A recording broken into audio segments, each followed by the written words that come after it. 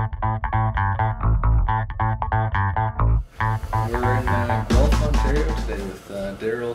How do you say your last name? Thiessen. Thiessen. Yeah. I was going to say, I think I was going to go with Thiessen. Yeah, Age of Silence. Thiessen. Yeah. Cool. So, I think I've met you in a paddock. Yeah. That's about it. Maybe at Mohawk, walked by. We exchanged some words on Twitter. I think we were in the same episode or same issue of Trot Magazine. There's Oh, okay, big yeah, article on you, and there was an article on one of our products. So I think that's where I first heard of you. Yeah, perfect. So what are you, like a bull riding horseman? Yeah, I guess. I was a bullfighter, actually. Okay. Yeah, so... So I'm not a rodeo guy, so you got to walk me through that. The so- bullfighting one is like... So they used to be known as the rodeo clowns. We protect the bull riders when they get thrown off. We put our bodies on the line in between.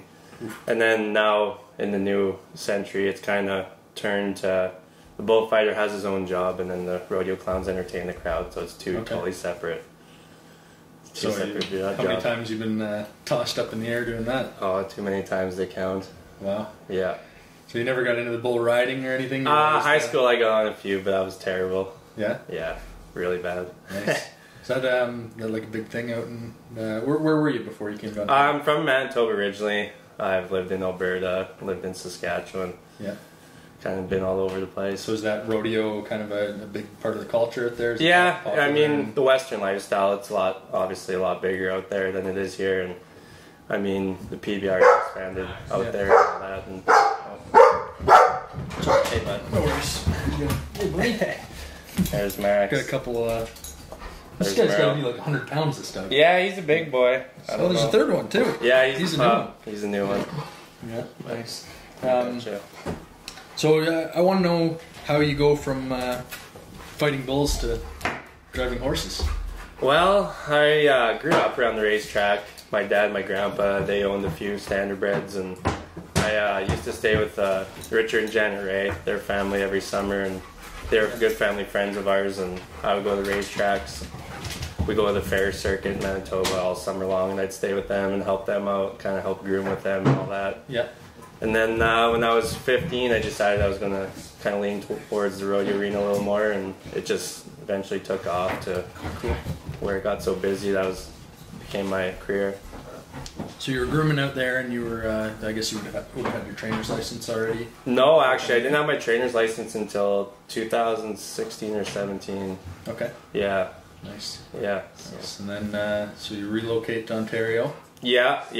I was in California last winter at Cal Expo working for Nathan Sobey there, and just kind of fell into this job, Carmen Osceola, and just taken off ever since, and kind of home now. I mean, it's 3 o'clock in the afternoon now, and you were just getting back from the barn when I rolled in. Yeah, we got some busy days right now. We have, I think there's 38 horses there right now, between 2 and 3 year olds, so are you rubbing on 5 on your own, or how do they split? No, I'm kind of riding, do a few stalls in the morning, then ride. Okay, yeah. So you'd probably take a lot out on. Like, how many were you out on today on the track? I don't even know what we've been going with. There's Mark McKinnon, Jonathan Jury, myself, and Shane Bagel.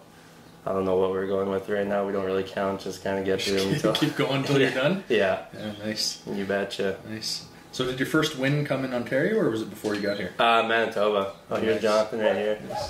Here's the man who took me in the video on YouTube. Yeah. We already got the dogs in the video, so dogs in there. Yeah, there you go. Yeah. No, actually, my first one came in Manitoba. I went home for a wedding, and my buddy Trevor Williams, he put me down on one of his old horses, and he had him pretty brave. He was mentioning that he was going to be very upset if you didn't. Give him credit for that first one. Yeah, he likes the spotlight, but. Nice. Yeah, no, he put me down in Red Star Tiger. I was basically just a passenger. He was pretty sharp and ready to rock when I got there, and basically just landed, got in the bike, and cut it out, and he took me around. So nice. Yeah. Sweet. So you've had, I've seen you win a couple here. I think you've been at Western Fair. Where else have you driven since getting here? I was at Clinton and Hanover mostly throughout the summer. Yeah. I did most of my qualifying drives at Clinton on Sunday for Jeff Williamson. And then Grand River, Flamborough, Western Fair, just wherever I can get in. I qualified at Mohawk a little bit, and just wherever I can. So how does that work? Like as far as trying to put your name out there and getting listed on drives? Are you hustling? Or are you out there asking people? And like I think I hustled pretty hard, and I still trying to. Like I don't have family with a stable of horses. You know, I don't have relatives who can point me towards anywhere. I just kind of came out here by myself and just try to respect all the people around me, respect the horses, and just, you know, build my name that way. So. Yeah. So you're just kind of picking up a few here and there, right? Yeah. Now? Or you, like, kind of, it seems like you're all over. If you get listed somewhere, Yeah, Jeff Williamson kind of has taken me in, and he's put me down on a lot of horses. It's a funny story. We were in Clinton. I jumped in with Austin Sorey one Sunday, and he said, "Yeah, come down and try to get a qualifying drive." And so I went down there, and he introduced me to Jeff Williamson, and I said, "I'm looking for a qualifying drive, trying to get my license."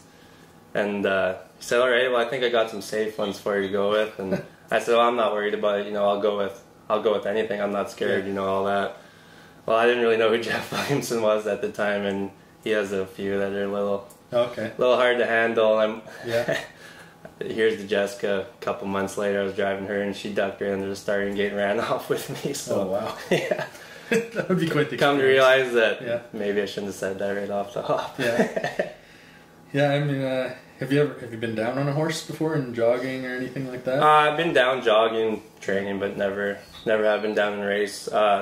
First time I drove, here's the Jessica. I didn't know nothing about her. I didn't talk to Jeff before the race. He was busy getting another one ready, and it was at Clinton. And I put her right on the gate, and she started kind of biting at the bars, and she really locked on the left line. And she was a handful right behind the gate. I said, "Oh, you know, what's going on here?" Got her wrestled back to second last, and the guy who was behind me, he pulled first up at the quarter pole, and I got locked in at the back with her. I couldn't hold her, I'll be the first to admit it. I went right on Scott Ray's wheel. Oh no. And I just yelled, "Look out," and she took a nosedive, and she skidded for probably 15, 20 foot and never went down, but that was pretty close. Yeah. That was the second week I was driving, I think. So. Scared the crap out of me. The only time I've ever been down is helping my dad at Pompano, and the horse gave one kick. Like, he planted his front feet, kick, and gets a leg over the shaft, first shot. Really? And sure enough, I'll maybe go get that dog. Yeah, no problem. Yeah. Take a break. And yeah. For it.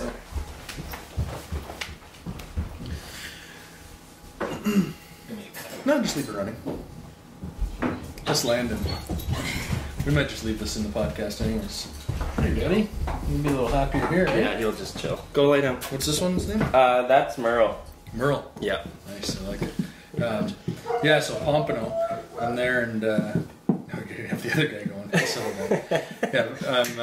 I was there for like a summer or something, and I was helping my dad out, and on their back track, and sure enough, this horse kicks, leg over the shaft, and I kind of come off over the front, and I land on my feet, and he goes down on his side. And lucky enough, I still had the lines, and he circled around once or twice, and then I got him down, and some people helped me come and get the bike off, and it worked out okay. Well, as long as you still got the lines, you still got a dog in the fight, I guess. You know what it was for me? It was the next morning getting back on the jog cart. It was like, if I was going to be scared and not do it, that was it. And it's like, as soon as I'm back on, then it's fine. Yeah. But I mean, I don't have a ton of experience in a bike. I've probably gone 10 training miles in my life, right? Yeah. So, but it was pretty scary. I mean, I have a lot of respect for what these drivers do. It's a lot of athleticism and a lot of mental toughness goes into it. Yeah. That's for sure.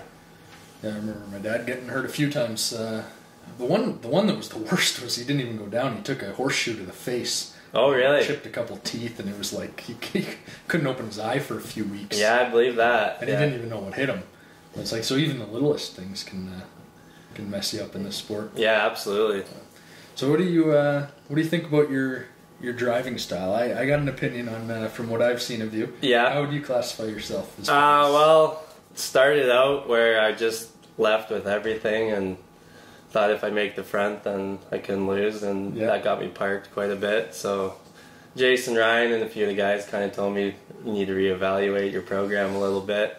So I did, and I think I've become a lot more patient here in a short time, and just kind of let the let other guys, you know, fight the speed out and all that, and try to just map out, you know, a trip from off the speed. I think works out a lot better. You know, I watch Robert Shepard. He's become a good friend of mine and someone I have a lot of respect for, just as a horseman, not just as a driver. And you know, I would say he cleans up a lot of messes. Guys getting speed duels, and you know, he'll come 3 wide up the backside and swoop them all and win 4 or 5 a night. You know what I mean? And I think the horses I drive, I just need to be, you know, a little less aggressive. You know, slower is faster, maybe, so to speak. Yeah, I think it kind of changes over time in the half mile and the half mile and 5/8 mile tracks, because when drivers are tending to be less aggressive, that move of just getting your horse to the front wins races, especially if you have the power. And early on, you know, I left with a couple and I got to the front and it worked out, and I thought, well, this is easy, you know what I mean? And you can't just, it doesn't work like that all the time. Guys start figuring out your tendencies and not necessarily how to beat the horse all the time, how to beat you. So. Well, I mean, and you look at like a track like Western Fair, it's not far when you come off that last turn. No, it's not. Line, right? No, like, it's not. If you got anything left. Yeah, and Western Fair, you know, there's no passing lane there, so you want to be out in the flow if you can help it. But, you know, staying on the rail, like Scott Young told me, he said, you know, just hang out, stay on the rail, and a lot of times things open up, and it does. You know, this is my best month so far this past month. I don't know what I've made in purses or how many wins and all that, but it's been my most successful month, and it's been my most patient month, I would say. Yeah, because I was going to say, from what I've seen you driving, they've been good aggressive drives, and I like that as a better, right? If I'm looking at it, it's like, all right, he's going to give him a shot. And, you know, I don't know if the horse is going to win, but he's going to give him a chance to race. That's a fine line too. You know, I want to give the trainers and owners and grooms a shot to win with their horse, but I also don't want to be a roadblock out there. If something shows, you know, it's 20-1 and it stopped first up the last 20 times, and I'm not going to be the guy to make it keep going as much as I'd like to be. So sometimes you just got to know your place out there, and you know, have your driver etiquette, and you know, you know, you're always trying to win the race, but you know, the betting public puts a lot of money on certain horses, and they deserve to be put in the race, and getting in their way sometimes it doesn't do no one any good. Yeah, I mean, if the thing is, you always got to race with these people again the next race, right? So absolutely. If you're that guy, and you know, that's being a catch driver is a very tough, and it can be a thankless job. The trainer wants their horse put in play. You don't want to be, if you know that the horse doesn't feel right that day, and you know he doesn't have what it takes, you don't want to put him in everyone's way. Have the drivers, everyone else mad at you all the time. You know, you can't worry about that. You have to drive your own race, but at the same time, you know, we're out there, you know, hundreds and hundreds of times, you know, a year against each other. So you have to have that common respect for each other, and you know, your turn will come around where you'll get your shot with a better horse, and you know, sometimes you get the long shots like at Grand River. I sat in the 3-hole with one, and he was 84-1, paid over $100 to win, and nice. It'd be nice to do that all the time, but I just sat on the rail and everything opened up, and it just worked out. So, did you think you had a shot in that race anywhere until the finish line? Or? It was tough to say. I didn't know the horse. I had picked him up halfway through the card. There was a driver that left, and they asked if I wanted to drive it, and I'm in no position to turn down drive, so I said, yeah, absolutely. And going to the half, he felt good, you know, a lot of them do. Coming to 3/4, I was still on the rail, and you know, he was swelled up, felt really good. And then coming around the last turn, I thought, well, if I can get to the passing lane. I was sitting in the 3-hole, Robert Shepard was in the 2-hole. I said, if he takes the passing lane, I probably don't get out. And Robert ended up coming out, and I got the passing lane and just won in the photo. So nice. Is it pretty common? I've always kind of wondered that.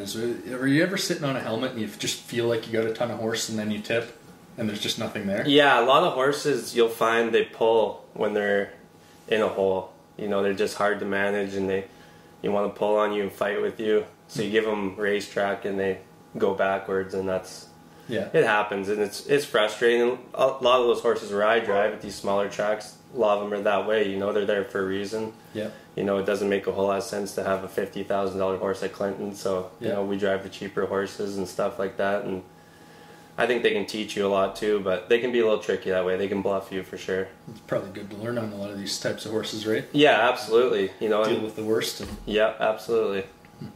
So when you go to the gate, I think I asked the same question to Bob McClure. Do you kind of have a plan in mind? I mean, you always, you read the program and you have what you may think the race is going to map out like. 9 times out of 10, someone leaves you didn't think, The thing is, if you want to leave, there might be 4 other guys that think they want to leave too. So you always have to have plan B. I think that's where all the best drivers in the world really excel, is in that first 1/8 of a mile. Yeah. If they have to take back, they take back, and if they have to drive on, they drive on. But you can't just have in your mind you're going to drive on and not take back. I did that with new boss in town, Brett Lester. If you're watching, apologize about that drive. That was the worst drive of my short career so far. Everybody's gonna drive bad some days. He mentioned he wanted her left with, and he didn't mean just that was the only thing. Yeah, leave at all costs. I was 3 high at the quarter pole, and it was just a disaster. And Ouch. It's because I didn't have a plan B, and it's no one to blame but myself. And it happens. When do you think you first get an idea at the gate? Like, say you're sitting in the 6 or 7 hole at Western Fair. Mm-hmm. How early do you think you can tell who's leaving to your inside? Are you kind of watching the drivers? Yeah, and certain guys have tendencies, you know what I mean? Certain guys get maybe a little more respect out there, where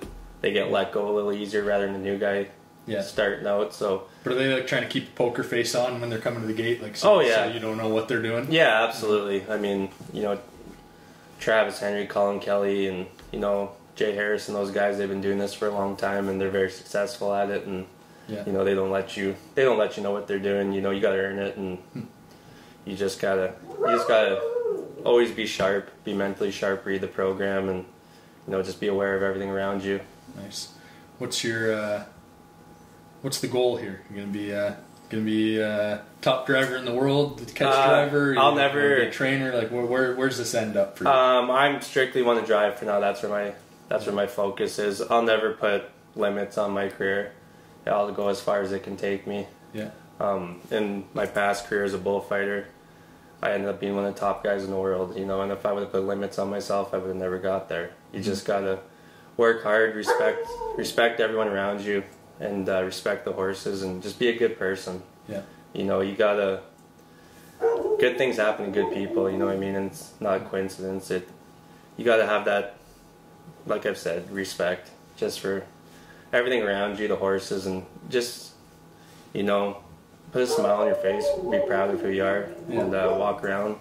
It's not cockiness. It's a fine line, but you have to believe in yourself, and you gotta have confidence. If you don't believe in yourself, you can't expect other people to. So I don't know where this thing will take me, but I know I won't put a limit on it. Yeah. No, I think that's a big part of the attitude it takes to be a catch driver is.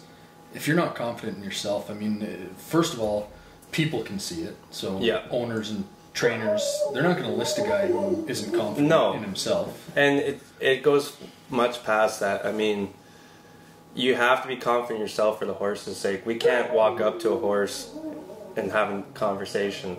Our conversations with horses is our energy and our mannerism, and how we approach them. Yeah. If I drove a horse bad and I'm sitting there sulking, and next race I walk up to a horse and I've already got a bad vibe, I got bad energy, and I go slouched over and go up to this horse starts wondering, well, what have I done wrong already? You know what I mean? You've already lost the race, and you haven't gotten to the gate yet. I've always thought there's something there, because you'll hear talk about drivers who just have hands, and they're just like, the horses can feel something. Oh, that's like I said, it's a lot of people may think that we just get behind a horse and just chase as fast as we can, but it's not what it is. It's a partnership, you know what I mean? And it has to be that way. I mean, the horses have to feel comfortable around you, and they look towards you, you know what I mean, through hard times. And if they're in a bad situation, they got to count on you to get them out and be the best they can be, You both have to be your best to make it work. It's not just getting in the bike and yelling and hollering and going as fast as you can. I mean, it just doesn't work that way. It's got to be a partnership, and those horses have to believe in you, and they have to trust you. And in order for them to believe in you, you got to believe in yourself. So I think that's pretty cool, because there's got to be a lot of different ways to approach driving, because there are guys who are just, their advantage is they're the loudest on the track. Yeah, they can yell. They got lungs that nobody else has got. And and that something. Where do you want to end your career? You know what I mean? If you just want to yell and holler and scare horses to go fast, well, are you going to go outside of Western Fair? Or are you going to go outside of the Manitoba circuit? wherever it may be. But Tim Tetrick, Dexter Dunn, Brian Sears, that's not the way those guys operate. And that's I was going to use Tetrick as an example. They don't do business that way. One of the quietest guys in the bike. You hardly see him move. It's the Tetrick tap, right? So. Yeah, absolutely. And that's the way it's got to be if you want to have a successful career, in my opinion. Yeah. Scott Coulter, Robert Shepard, those guys, they sit chilly, they sit quiet in a bike, and they make a lot of speed. So I was talking to Greg Gangle at Western Fair about how that track kind of can be a breeding ground for future WEG drivers. Could you see yourself setting up shop at one of Ontario's B tracks and trying to become a number one driver at one of these tracks and kind of grinding it out at one of these places for a few years? Absolutely. Or are you looking to jump, drives at WEG right away? It just all depends on the situation. If I have a good, I'm having a respectable rookie year, and if next summer I have a good summer and the year after that, someone came to me and said, "Do you want to come drive a field Mohawk?" I would never turn it down if I was ready. Yeah. I mean, obviously that's where we all want to be. That's where the big races are. That's where a lot of the money is, and it's where the good horses and the best trainers are. So, that'd obviously be the ultimate goal. But, if a lot of people make a good living on the B tracks too, and there's no shame in that, nothing wrong with that either. Yeah, I mean, that was my dad's career. At the pinnacle of his career, he was the top driver at Grand River and Georgian Downs. And he had the opportunity to make the move to WEG, but he didn't really enjoy driving there. And that's a big jump into that world. I feel like it's a whole different level as far as the mental game that goes on there. And it is. Drivers' colony's a lot tougher. Yep. They're buddies and they golf, but it's ruthless. Absolutely. And just knowing myself, if I had the opportunity, I think that's the route I would go. I've always, whenever I do something, I want to be the best at it. Yeah. I want to be at the highest level doing it. And so cool. That's kind of where I'm leaning, I guess. I love watching when the stakes season's on and these guys are coming into Woodbine. I mean, I think we have one of the best driver colonies around at Woodbine. It's just so deep. There's so many good drivers around there. Yeah. The young generation and the older generation. Absolutely. So seeing the top drivers come to town and go toe to toe and see who can live up to it and who can't. Yeah. That's sort of when you get measured, and particularly when the Ontario guys go down to the Meadowlands and stuff. Yeah. That's like, all right, now you're in my world. Like this is, Yannick Gingras and Tim Tetrick and all these guys. It's like, dude, this is our spot. You want to come in and win races here? Absolutely. They're not going to just let you come in there and walk all over them. Why would they? You know what I mean? They've paid their dues and they've worked hard to be there. So you got to show them, and it goes back to respect too. You got to walk in that driver's room and you have to respect them because they're very talented athletes and they've earned their way there. You can't just go in there and talk about how good you are. Yeah. It just doesn't fly. You got to get in there. You got to show them. You're going to get parked here and there. You're not going to get maybe some holes here and there, but you got to be resilient and be respectful. And I think it goes a long way. Now, how much of that is having to stand up for yourself too? Like if you get parked and felt it was undeserved, is there a little back and forth going on there as far as next time I got to give you a hole? Yeah, it might not be there, or you can't take yourself out of a race over personal vendettas. Well, I mean, it gets done all the time. It does. It's not advisable. But you just have to. It's just constantly hitting that reset button. Every morning you wake up, you got to reset. It's a new day. Every race, you got to reset. New horse, new race. I mean, if you're carrying the last race into the next one, well, probably not going to work out in your favor. Yeah. Yeah, it's like a lot of sports are like that. Golf, in particular, you hit a bad shot. If you keep that going through to the next shot, it's just going to derail your whole round. And you can't carry that with you. I remember my second weekend driving to Clinton, I had just a terrible day. I made 3 horses run. The one, Jessica, she almost went down, and it was just a terrible day. And I just carried every race into the next one, and I sulked like a little whiny baby, and that's the results I got. So I mean, you can try to put it behind you, but from observing as a bettor and as a fan, when drivers get hot and when they get confident, it's like they're liable to just win 6 that night. It seems that way. They just doesn't matter what they do, it's right. And I think the opposite happens too. Absolutely. No matter what decision they make, it's wrong. I agree with that. So that's a big thing. Keep your head into that next race and not worry about the race before that. You have to. You owe it to the people who hire you to do a job, and the job is to put a horse in the best place you can to make it succeed. And you can't have personal vendettas get in the way of that goal. So talking about braking, how much do you think confidence would play into like your confidence and your thinking or your action? Do you think there's a lot that goes on between the driver and the horse that causes breaks, or how many times can you just not do anything about it? I mean, it all depends. There's times where you definitely cause it, and there's times where you might get caught in a bad spot, and someone jams up a mile and you get on someone's wheel or something like that, where you do the best you can, but it's just kind of a situation where it happens. But a lot of times you're fighting with horses when you don't need to be, and it's no different if you had one of those restraining bands and you had one of those and you're running, would it exert more energy to fight with it and run with it, or just take it off and go faster, right? So I think a lot of times let horses pace, let horses trot exerts a lot less energy than fighting with them. You know what I mean by that. Yeah, because I'm always, when I've owned horses or even just betting on them, you watch and you kind of, it's easy to be a backseat driver sitting on the couch thinking, oh, that was his mistake. Yeah. I see guys do things and blame the driver for a break, and I kind of just wonder from a driver's perspective, if you blame yourself a lot of the times. So sometimes you can, and sometimes horses are locked on the line, or just not sound that day, or just not ready to go. I mean, it could be a shadow, it could be something new on the track. A lot of things play into it. Yeah, it's hard to tell from watching on the TV what happened a lot of the times. Yeah. I mean, I know my filly, and Bob McClure was driving her first start in the OSS Gold was at Mohawk this summer, 2-year-old trotting filly. Yeah. And we're coming around the final turn, and I think we were like 10-1 or something, but Bob left from the 8-hole, got away second or third, and in the back stretch he moved around to the lead, and it was like 2 steps and she's on front.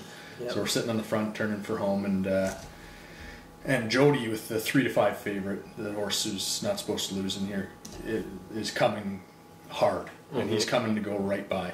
And I think it was just like our filly wasn't ready for it. She hadn't been in that situation. That's the thing, is so green to the situation. A lot could play into so that. So she rolled off stride, and it was like, I'm sitting there thinking of myself, it's like, I'm wondering if I'm in the bike here, it's like, is there anything Bob can do to just like let Jody go by and just keep her calm? Yeah. But it's like half the time it's like, is she just freaking out? You just don't know what happened. Don't know. Like a lot plays into that for sure. Yeah, and I think Bob, the funny thing is, he goes, your filly gave me 2 ulcers because, obviously the driver's the last person who wants the horse to break. Yeah, no, that's right. I mean, and it almost seems as if sometimes the betting public acts as if the driver wants to do bad. You know what I mean? Yeah. No, it's 5%. Yeah, of the only get paid when he wins. Yeah, I mean, everyone's out there trying to do their best, despite what some people may think. It's human error. We're, humans and animals out there. A lot can go wrong, and a lot's going to go wrong all the time. Mm-hmm. And if it was, there was no mistakes ever made, it wouldn't be much fun to watch. Yeah. I mean, especially for a catch driver, somebody trying to make it as a catch driver, your UDRS, you live by that number. So especially you're starting out and you might be driving some horses who don't have a shot. Yeah. When you do have a shot, you want to capitalize. Yes, absolutely. Yeah. And I found that's, I haven't drove a whole lot of power. I've got some nicer 2-year-olds now that I'm starting to drive at Flamborough in London. But you try to, I'll give you an example. I was driving Don't Exclude Me for Ruth Moore. He's coming off a win in Hanover. I had the rail. He bet him down to 2-1. Travis Henry, he had one for Freddie Borgo in the 2-hole. And I just got over anxious, and I pushed this 2-year-old way too hard into the turn at Grand River, and he rolled off stride, and I finished distance. And Travis came up to me after the race, and he said, if you just let me go, follow me, we're probably down there in 29 seconds. At worst, you finish second, and that's something that's really stuck with me. I just got in a hurry, and it cost me money, and it cost me points on my average, I guess, when you put it that way. And like I said earlier, sometimes slower is faster. Yeah. Well, I mean, I know it's not the same, but when I'm playing catch driver on my phone, a lot of times it's not a car race, right? Like you play these car racing games, it's about going as fast as you can and cornering as fast as you can. Absolutely. And this is like the horse only can go so fast for so long. That's right. It's a lot more strategic. Yeah, absolutely. And a lot of the horses I'm driving right now, they don't have a bunch of bursts of speed. They have maybe one move in them, maybe two at the most, you know what I mean? So you have to be very careful, not using that up in the first little bit. So it's a little bit of a chess match on the half miles, because you can't use, if you got that one move in your horse, you can't use it. But at the same time, the leader's thinking, all right, I'm just going to back it down and then sprint the last quarter. Yeah. And at that case, your move is useless. Yeah. Because we're all going to sprint home. Yeah, that's right. I mean, a lot of guys have a tendency to back miles up, who doesn't want to steal a quarter when they can, or steal a half, but, The best drivers in the business do it. I mean, the guy with the highest average this year, over 1,000 starts, Wally Hennessy, I think he's batting like 460 or something. He's it's crazy. Killing it. Yeah. And I mean, Pompano, that's the way you do it. You sprint the first quarter, you get into position, and then they walk the middle half, and they sprint home. And it's like you're not catching him. But what are you going to do? Because you can't. You're going to run at him at the half? Yeah. You're not going to win. Use all your horse up. It's a tough spot to be in, absolutely. Yeah. And nowadays, the front end, it's crazy. You watch overnights in Mohawk, they can leave 26 and come home 26 in an overnight race. I mean, if you get too far behind, you just can't play catch up. So, I mean, with that being said, it's a lot of front end racing and being in that top four, I would say, and always, you watch Aaron Merriman in Northfield, he's always leaving or always first up, and that works for him. He's got enough power to do that.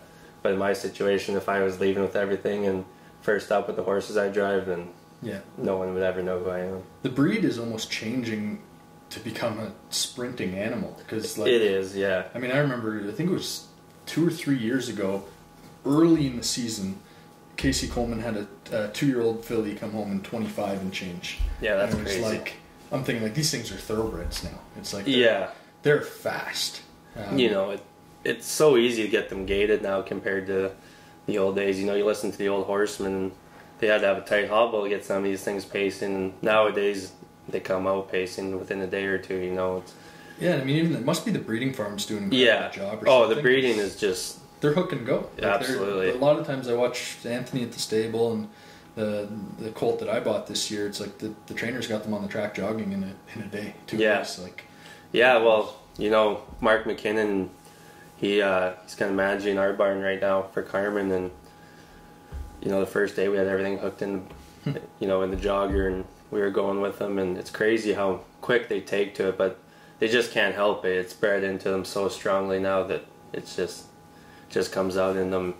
I remember breaking babies when I was a kid with my grandpa, whether it be teams of horses or whatever, and there's a lot of wrecks, involved, and just horses were so new to it, and the breeding just got so strong now where they've eliminated out the weaker genes and just breed strong genes to strong genes, and when their mental game gets so much better too, right? Not just their physical game, so they're just such a smarter animal now and such way more natural, I would say.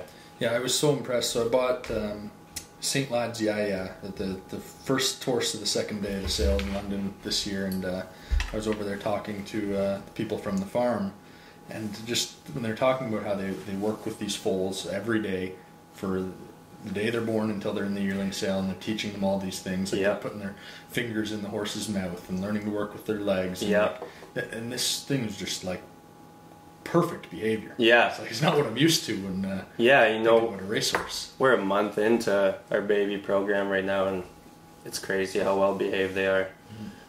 So what do you guys do as far as once they're on the track, they're hooked and they're going, are you guys starting to kind of play leapfrog out there and go out together, or are they still going on their own? In the next week or two we'll start going in groups like that, but right now we're just trying to get their manners and get the whoa in them.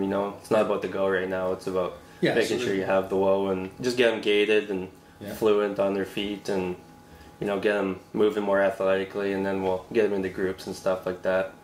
When will they start to say that time starts to matter? Is it in the springtime, or how far away from the races do they start to worry about speed?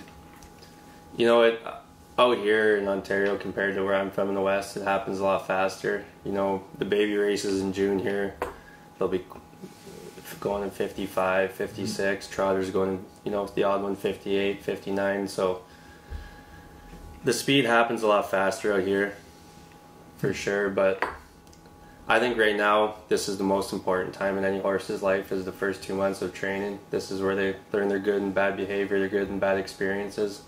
And, you know, when shit hits the fan, so to speak, they need a good foundation to fall back on, and that happens in a race, and this is where it happens right now in the first 2 months.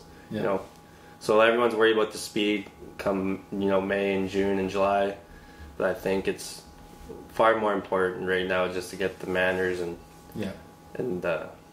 all that right now. Yeah, and I always, you know, we've had a few horses over the years who manners actually became an issue, where they just, not necessarily even manners, but just their nerves at the racetrack and stuff. And like, if the horse needs to learn how to deal with situations. Like we're saying with the breeding right now, you know, they're better gated, they handle better, so it's so much easier to get it caught up and going faster too fast. And that'll just get you hot horses and horses you can't handle. And it doesn't matter how fast a horse is, if you can't handle it in a race and work out a trip, it's not going to matter. I mean, you look at Chart and how much work they had to put into her just getting her calmed down. You know, she's a 46 pacing mare now, but she didn't come that way. You know, they have the calming hood on her and the plugs underneath it and all that, and mini bits and everything else. You know, it's been the speed was always there, but the manners weren't. And you know, the longer you let the manners get away, the harder it's going to be to go fast with them later on.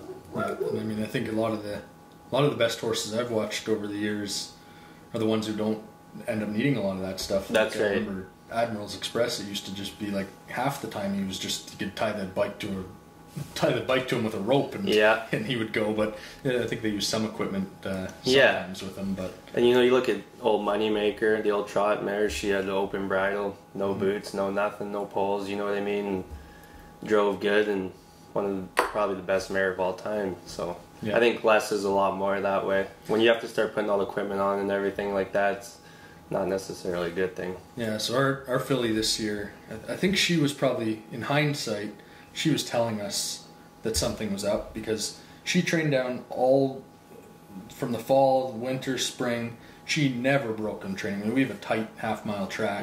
Never, like, you couldn't get her to roll off stride no matter what. And she comes out and she breaks in her first race, and she breaks again. And so we start adding boots, and by the last qualifier we put her in trotting hobbles, and it was like we're trying to fix it, but what we found was there ended up being a pus pocket in her it was her back left or something that was just bugging her just enough. I think it was getting a little more, grabbing her attention. And I mean, that's where horsemanship, you know, I think the whole industry needs to get a little better that way, from grooms, trainers, drivers, everybody. We just have to work and focus more on being better horsemen, not necessarily rely on equipment. You know, I'm not saying that's what happened in that situation, but we got the groom of the year at Woodbine, so if it could have been found, she absolutely. But I agree with you.